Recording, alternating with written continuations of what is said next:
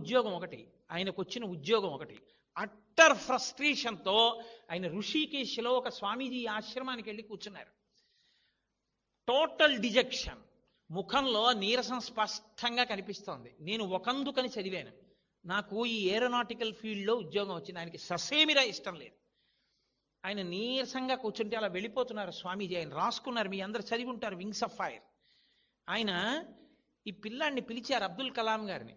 ఏం అలా కూర్చున్నావు నువ్వు అంటే ఆయన అన్నారు, నేను ఫలానా ఉద్యోగం కోసం వెళ్ళాను ఇంటర్వ్యూకి, అది పొందడం నాకు ఇష్టం, కానీ నేను సెలెక్ట్ అవ్వలేదు. ఈ ఉద్యోగం చేయడం నాకు ఇష్టం లేదు, ఏదో ఇంటర్వ్యూకి వెళ్ళాను, దీనికి సెలెక్ట్ అయ్యాను. ఇప్పుడు నాకు ఈ ఉద్యోగం చెయ్యాలని లేదు, నాకు ఇష్టం లేదన్నారు. అంటే ఆ రోజున ఆ స్వామీజీ ఓ చిరునవ్వు నవ్వి అన్నారు, నువ్వు కోరుకున్నదే నీ జీవితంలో దొరకాలని ఎందుకు అనుకుంటున్నావు? ఈశ్వరుడు నిన్ను ఏం చెయ్యాలనుకుంటున్నాడో అని ఆలోచించి ఈశ్వర నిర్ణయంగా దానికి ఎందుకు వెళ్ళలేకపోతున్నావు? ఏమో ఈశ్వరుడు నీకు నీ ద్వారా ఈ జాతికి ఏం చేయించాలనుకుంటున్నాడో అన్నారు.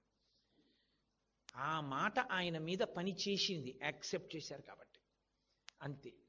ఈ దేశానికి ఉపగ్రహాలు తయారు చేసుకోవడానికి కావలసినటువంటి సత్తానిచ్చిన మహాపురుషుడయ్యారు.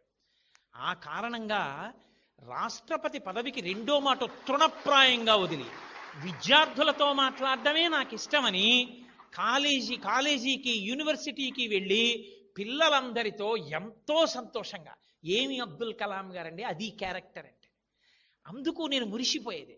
మహానుభావుడు రాసుకున్నారు ప్రిఫేస్లో, అమ్మా ఇవాళ ఈ అబ్దుల్ కలాం భారత రాష్ట్రపతి, ఇవాళ ఈ అబ్దుల్ కలాం భారతదేశానికి డిఫెన్స్లో కావలసినటువంటి అనేక ఉపగ్రహాల యొక్క నిర్మాత. ఇవాళ ఈ అబ్దుల్ కలాం భారతదేశం అంతటి చేత గౌరవింపబడిన వ్యక్తి. కానీ అమ్మ, అబ్దుల్ కలాం అని పిలువబడేటటువంటి ఈ శరీరంలోకి ఇంత మేధాశక్తి ఎక్కడి నుంచి వచ్చిందో తెలుసా? రామేశ్వరంలో ఒక పెంకుటింట్లో నేను గుడ్డి దీపం కింద చదువుకుంటూ రాత్రి 8 గంటలకి ఆకలేస్తే పళ్ళెం పట్టుకుని పరిగెత్తుకుంటూ నీ దగ్గరికి వచ్చి నీ కాళ్ళ దగ్గర కూర్చుని, అమ్మా అమ్మా నాకు ఆకలేస్తోందమ్మా అంటే నువ్వు పొయ్యి దగ్గర నిలబడి ఇలా ఇలా అటు ఇటు తిప్పినటువంటి నూనె వెయ్యని 2 రొట్లు నా పళ్ళెంలో వేసి అత్యంత ప్రేమతో కూర వేసి నా తల మీద చేతితో నిమిరి, నాన్న నువ్వు ఎంతో వృద్ధిలోకి రావాలి, బాగా చదువుకో అంటూ నువ్వు పెట్టిన రొట్టెలు ఈ అబ్దుల్ కలాంలో ఇంత మేధాశక్తిగా మారాయమ్మా. నేను ఎదురు చూస్తున్నది ఏదో తెలుసా? ఏదో ఒకనాడు అబ్దుల్ కలాం అని గౌరవింపబడినటువంటి ఈ శరీరం పడిపోతుంది. ఒకనాడు నీకు నమస్కరించాను, అమ్మా ఇవాళ ఈ గౌరవాలు అందుకున్న నాకు నీకు నమస్కరిద్దామంటే నీ శరీరం నాకు అందుబాటులో లేదు. అమ్మా ఈ శరీరం అంటూ పడిపోగానే నేను చేసే మొదటి పని, నువ్వు ఏ శరీరంతో ఏ లోకానికి వెళ్ళగలిగావో ఆ లోకానికి ఆ శరీరంతో వచ్చి ఈ పృథ్వీ మీద ఇంత గౌరవానికి కారణమైన ఆశీర్వచనం చేసిన నీ పాదాలకి నా తల తాటించి నమస్కరిస్తానమ్మా అని రాసుకున్నారు. అది కొడుకంటే. ఇలాంటి కొడుకుతనం లేనివాడు ఎంత గొప్పవాడైతే ఎవడకు కావాలండి? కట్టుకున్న సతిని నట్టేటిలో ముంచి కన్నవారి నోట గడ్డ కొట్టి సభలకెక్కువాడు చచ్చు పెద్దమ్మరా లలిత సుగుణజాల తెనుగుబాల. తన వాళ్ళకి తన తల్లిదండ్రులని చెప్పుకోలేనివాడు తన గురువు గారిని చూసి, ఈయన నాకు పాఠం చెప్పిన మేస్టారు అని బూట్లు 2 వేళ్లతో తొక్కి అవతల బారేసి గబగబా వచ్చి గురువుగారి 2 పాదాలు చేతులతో పట్టుకుని తల తాటించి నమస్కరించగలిగినటువంటి శీల వైభవం లేనివాడు ఎంత గొప్పవాడైతే ఎవడకి కావాలి? కనకపు సింహాసనమున సునకము కూర్చుండు పెట్ట ఏమిటి సుఖం దానివల్ల? మీరు ఎదగడం కాదు, మిమ్మల్ని సెట్టింగ్ ఎగ్జాంపుల్గా మీ వెనక వాళ్ళు తీసుకోవాలి. అది మీ ప్రవర్తన చేత సాధ్యమవుతుందేమో, కేవలం నాలా ఉపన్యాసాలు చెప్పడం వల్ల సాధ్యం కాదు. అయితే మీతో నేను ఒకటి మనవి చేస్తున్నాను, నేను ఆచరించినది ఎన్నడూ నేను మీకు చెప్పలేదు. నా జీవితంలో నేను ఏది ఆచరించానో అది మీతో నేను మాట్లాడాను. కానీ ఇవాళ నేను ఆచరించకుండా, ఇవాళ మాట్లాడమన్నారు కదా అని నేను ఏది పాటించలేదో అందులో ఒక్క అక్షరం మీతో నేను మాట్లాడలేదు. ఒక్కటే కారణం, తాను ఆచరించని వాడికి ఇంకొకటికి ప్రబోధం చేసే అధికారం లేదు. కాబట్టి నేను మీ అందరి యొక్క అభివృద్ధిని కోరి ఒక పెద్దవాడిగా, మీకొక మేనమామగా మీరు అంగీకరించగలిగితే మీ చేత నమస్కారమునకు యోగ్యుడైనటువంటి ఒక అనుభవం కలిగిన వ్యక్తిగా నేను మీ అభ్యున్నతిని కోరి ఇవ్వాల నా శ్వాసని వాక్కుగా మార్చి స్వార్థం లేదు. ఏ ఒక్కరైనా తమ దోషాన్ని దిద్దుకోగలిగితే నాకు చాలు. నేను మీతో ఎప్పుడూ మనవి చేసేది ఒకటే, మీ ఎమోషన్స్ని చల్లార్చగలిగినది ఒక్కటే లోకంలో. పెద్దలు ఇచ్చిన సాహిత్యం మీ దగ్గర పెట్టుకోండి. రాజా రామ్మోహన్ రాయ్ జీవిత చరిత్ర ఎప్పుడైనా మీరు చదవండి. ఎంత కష్టపడితే ఆయన సతీ దురాచారాన్ని ఈ దేశంలో ఆపగలిగాడో మీకు అర్థం అవుతుంది. నేను అనేది అదే, ఎప్పుడూ గ్రూప్ సబ్జెక్ట్స్ మీ క్యారెక్టర్ బిల్డింగ్ ఇవ్వలేవు.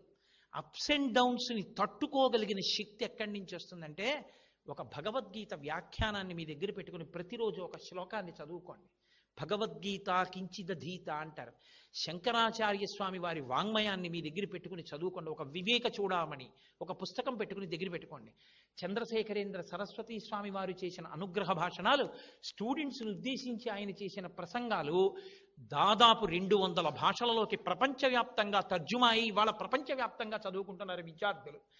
ఆ ప్రసంగ పాఠాల్ని మీరు చక్కగా మీ అందుబాటులోకి తెచ్చుకుని ప్రతిరోజు 2 పేజీలు ఉంటుంది. మీరు నిద్రపోయే ముందు ఒక్కసారి ఒక ఆర్టికల్ ఆయన చెప్పింది చదవండి. మీరు ఒక్క ఆర్టికల్ ఆయన చెప్పింది చదివితే మీ మీద అది ఎంత ప్రభావం చూపిస్తుందో మీరు జ్ఞాపకం పెట్టుకోండి. మీరు ఎక్కడికి వెళ్ళినా మీ బ్యాగ్లో మేక్ ఇట్ ఏ హ్యాబిట్. తప్పకుండా మీకు అభ్యున్నతిని కల్పించగలిగినటువంటి రైటర్స్ యొక్క పుస్తకాల్ని మీరు మీ బ్యాగ్లో పెట్టుకోవడం అలవాటు చేసుకోండి. నేను అత్యంత ఇష్టపడేది ఏమిటంటే, మీరు మీ మామయ్య వచ్చినప్పుడో, మీ అత్తయ్య వచ్చినప్పుడో, మీ అన్నయ్య వచ్చినప్పుడో, మీరు నాన్నగారితో వెళ్ళినప్పుడో, మీరు నాన్నగారు నాకు ఆ పుస్తకం చదవాలనుంది అని ఒక మంచి పుస్తకాన్ని సెలెక్ట్ చేసుకోండి. మన దరిద్రం ఏమిటంటే, ఇవాళ ప్రింటింగ్ ప్రెస్ టెక్నాలజీ వచ్చేయడం వల్ల ప్రతివాడు రచయిత. ఎంత సాహిత్యమో వస్తోంది. ఎవరి పుస్తకాలు పడితే వాళ్ళ పుస్తకాలు చదవకండి. సెలెక్టెడ్గానే బుక్స్ చదవండి. అది మీ బుర్ర పాడు చేయకుండా ఉంటుంది. వివేకానంద స్వామి చేసినటువంటి ఉపన్యాసాలు చదవండి. మీలో ఎంత గాంభీర్యం, ఎంత ధైర్యం వస్తుందో. వివేకానందుడు మాట్లాడిన మాటలు మీరు ఒక్కొక్క లెక్చర్ చదువుతుంటే, this is the way in which one has to live and die తప్ప పేడలో పురుగు పుట్టి పెరిగినట్టు బతకకూడదు. నేను ఇలా ఉండగలగాలనేటటువంటి కలేజా, ఆ ధైర్యం, ఆ పోకడ మీకు అబ్బుతుంది. మీరు 10 మందికి మార్గదర్శకులు అవుతారు. అరణ్యంలో ఎన్నో జంతువులు ఉండొచ్చు, కానీ ఏ జంతువు నడిచినా వానాకాలం తర్వాత వచ్చినటువంటి లతలు తీగలు అల్లుకుపోతే వాటిని తింపి వెళ్ళగలిగిన స్థితి ఏ జంతువుకి ఉండదు. పులి కూడా వెళ్ళలేదు, అన్ని తీగలు అల్లుకుపోతాయి. అన్నీ అల్లుకుపోయినా ఒక ఏనుగు నడిచి వెళ్ళిపోయింది అనుకోండి, మార్గం వచ్చేస్తుంది. ఒక ఏనుగు నడవగలిగితే వర్షాకాలం తర్వాత అరణ్యంలో మార్గం వచ్చి కుందేళ్లు కూడా వెళ్ళినట్టు, మీరు మహాత్ముల యొక్క పుస్తకాలు ప్రతిరోజు రాత్రి ఒక్క 10 నిమిషాలు చదివి పడుకోవడం మీరు అలవాటు చేసుకుంటే, ఎందరు మహాపురుషులు, శృంగగిరి పీఠాధిపత్యం వహించిన చంద్రశేఖర భారతి, ఒక మాట చాలండి జీవితాన్ని మార్చడానికి. కొన్ని వేల మంది వచ్చి వెళ్ళిపోతుండేవారు పీఠాధిపతి దర్శనం లేక. ఆ పీఠాధికారి వెళ్ళి అడిగాడు, ఎందరో వస్తున్నారు దర్శనానికి, వెళ్ళిపోతున్నారు. అయ్యా మీరు ఎప్పుడు దర్శనం ఇస్తారు, వాళ్ళతో ఎప్పుడు మాట్లాడతారు, వాళ్ళ బాధలు ఎప్పుడు అర్థం చేసుకుంటారన్నారు. ఆయన అన్నారు, నన్ను నేను అర్థం చేసుకోవడం పూర్తయ్యాక వాళ్ళని అర్థం చేసుకోవడం మొదలు పెడతాను. What a sincere reply it is. అది సిన్సియారిటీ అండి. రామకృష్ణ పరమహంసవి tales and parables of Shri Ramakrishna అని ఉంటుంది. మీరు ఆ పుస్తకం చాలా తక్కువ రేట్లో దొరుకుతుంది. అదేం పెద్ద పుస్తకం కాదు, షార్ట్ స్టోరీస్తో ఉంటుంది. కానీ ఎన్ని నీతులు ఉంటాయో నిజంగా యు గెట్ అమేజ్. ఇవాళ దేశంలో వచ్చిన పెద్ద దరిద్రం ఏమిటంటే, తెలుగు మాట్లాడాలా ఇంగ్లీష్ మాట్లాడాలా. నేను మిమ్మల్ని మీకు ఇదే నేను స్పష్టత లేని విషయం అని చెప్తున్నాను. తెలుగు మాట్లాడితే ఇంగ్లీష్ మాట్లాడలేదని కొడుతున్నారు, ఇంగ్లీష్లో మాట్లాడితే తెలుగు రాదని కొడుతున్నారు. వాళ్ళకే స్పష్టత లేదు. తెలుగు ఇంగ్లీషు 2 తల్లి భార్య లాంటివి. నాకు తల్లి తెలుగు, నా భార్య ఇంగ్లీష్. నేను నా భార్య నా తల్లి ఇద్దరు నా ఇంట్లోనే ఉంటారు. నా భార్య నా తల్లి ఉన్నంత మాత్రం చేత వాళ్ళిద్దరూ దెబ్బలాడుకోవాల్సిన అవసరం ఉందా? ఏమీ లేదు. నా తల్లి వృద్ధురాలైపోవచ్చు, కానీ మా అమ్మ అమ్మే. ముడతలు పడిపోయినా మా అమ్మే. మా అమ్మ కళ్ళజోడి ఇలా కిందకి జారిపోతే ఎదురుగుండా అది కనపడక ఇలా అనుకుని ఇలా పైకి పెట్టుకున్నా నా తల్లి నా తల్లే.